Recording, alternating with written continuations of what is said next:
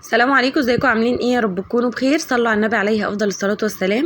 ان شاء الله في الفيديو بتاعي النهارده هنعمل مع بعض فراخ مشويه. هنشويها كده في الجريل، هتطلع معانا حلوه وطريه، وكمان عاملينها بتتبيله حلوه قوي. ان شاء الله الطريقه تعجبكم. اتمنى طبعا لو انتوا جداد عندي في القناه اشتركوا فيها وفعلوا الجرس عشان كل ما انزل فيديو ان شاء الله تتفرجوا عليه. تعالوا بقى نقول بسم الله ونشوف هنعملها ازاي مع بعض. هنبدا اول حاجه كده بتقطيع الفرخه بتاعتنا. هنقول بسم الله كده. عندي فرخه وزنها كيلو و800 جرام بالظبط. قطعت كده الجزء اللي من ورا ده وبس بتخلص منه يعني على طول. بعد كده هبدا ان انا افصل كده الوراك من الجنبين. احنا هنقطع الفرخه بتاعتنا يعني حوالي 10 قطع. تمام كده تقدروا تقطعوها التقطيعه اللي انتوا بتحبوها، بس انا حبيت اقطعها يعني تقطيعه الشيش. تمام كده بدات بقى ان انا افصل الوراك كده. بعد كده هاخد الدبوس وهعمل فيه فتحات كده. الفتحات دي بتكون واصله للعظم عشان بعد كده الفراخ تشرب من التتبيله كويس وتطعم معايا.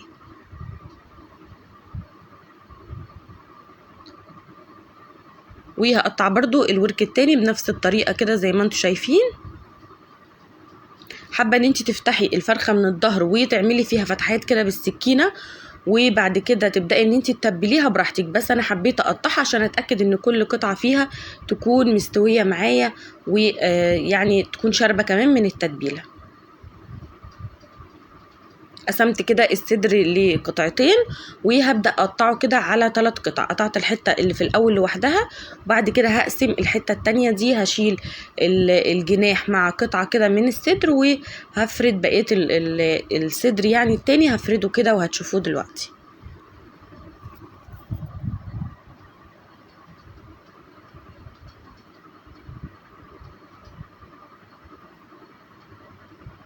القطعه دي بعد كده بفردها وبتتفرد معايا وبتكون حلوه قوي.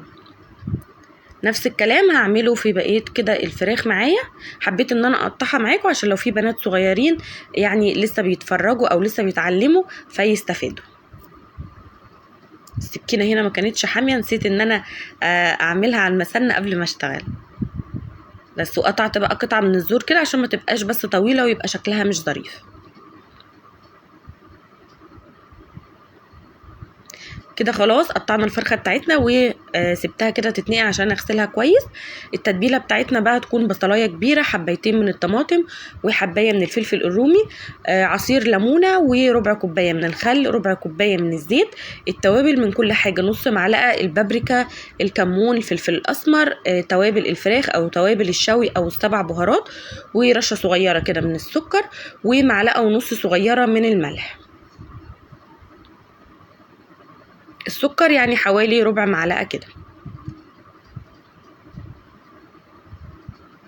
هاخد بقى كل الكلام ده كده وهجيب الخلاط وهبدا ان انا انزلهم فيه علشان اضربهم مع بعض.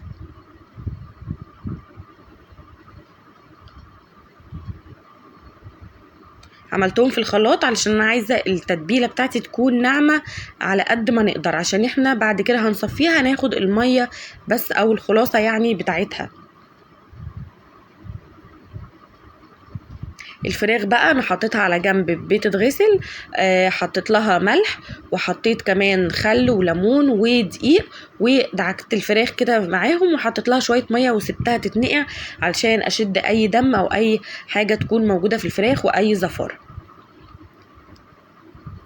هنا بقى جبت الفراخ بعد ما غسلتها كويس وصفيتها كمان من اي ميه ممكن تكون موجوده فيها، ودي التتبيله بعد ما ضربتها كده زي ما انتم شايفين. جيب بقى المصفى صغيره كده خالص زي ما انتم شايفين، وهبدا اصفي التتبيله بتاعتي عشان انا عايزه اخد الميه بس اللي فيها، مش عايزه يكون فيها اي تفل عشان ما يتحرقش معايا بعد كده في الجريل ويعمل ريحه، يعني يعمل ريحه في الفراخ مش حلوه. هصفيها كل التتبيله بنفس الطريقه اللي انتوا شايفينها دي كده. اخترت مصفى تكون ضيقه علشان ما تنزلش معايا اي قطع يعني او حاجه. بصوا بوريكم اهو التفل ده اللي بيطلع ده اللي احنا مش عايزينه عشان ما يتحرقش معانا في الجريل بعد كده.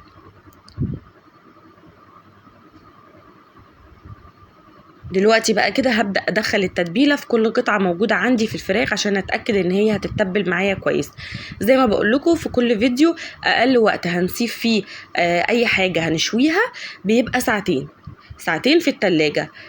والاحسن طبعا ان احنا نعملها من بالليل ونبيتها في التتبيله، بيكون افضل بكتير، بتشرب معانا من التتبيله طبعا كويس جدا ساعتها. دلوقتي هدخلها التلاجة وبعد كده بقى هنشوف هنعمل ايه. جبت كده الجريل حطيته على النار، سبته يسخن كويس جدا، واديته كده حوالي معلقه بس من الزيت ومسحتها فيه بالفرشه. بعد كده هجيب الفراخ بعد ما هنفضها من التتبيله اللي هي موجوده فيها، وهبدا انزلها كده في الجريل زي ما انتم شايفين.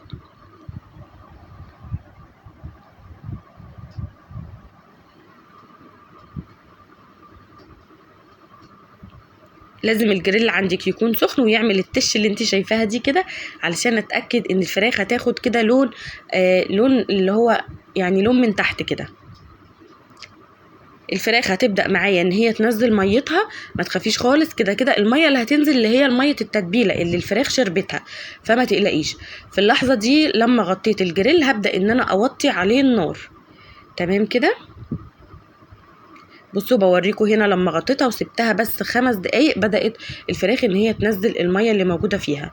دلوقتي بقى هبدأ ان انا اقلبها بعد حوالي كده 15 دقيقة. الفراخ بتاخد معايا في الجريل، الفرخة دي خدت بالظبط 40 دقيقة وكانت مستوية معايا سوا كامل. هقلبهم بقى على الوش التاني، وطبعا تقدري تحركي الجريل عندك على حسب النار علشان خاطر العين طبعا بتبقى صغيرة وهو بيبقى حجمه كبير.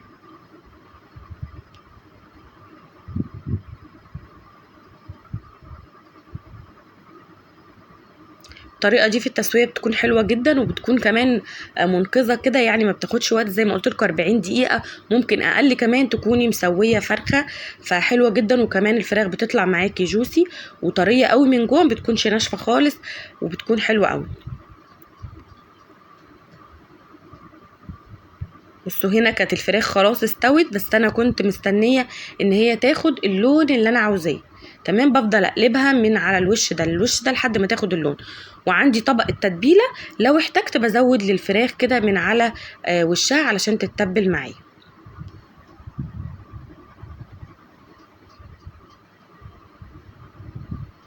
هنا خلاص كانت الفراخ استوت تماما، بس زي ما قلت لكم بخليها بس تاخد اللون اللي انا عاوزاه كده. خلاص بعد ما طلعتها فضلت اقلبها على الوشين لحد ما خدت اللون اللي هو بتاع الشوي.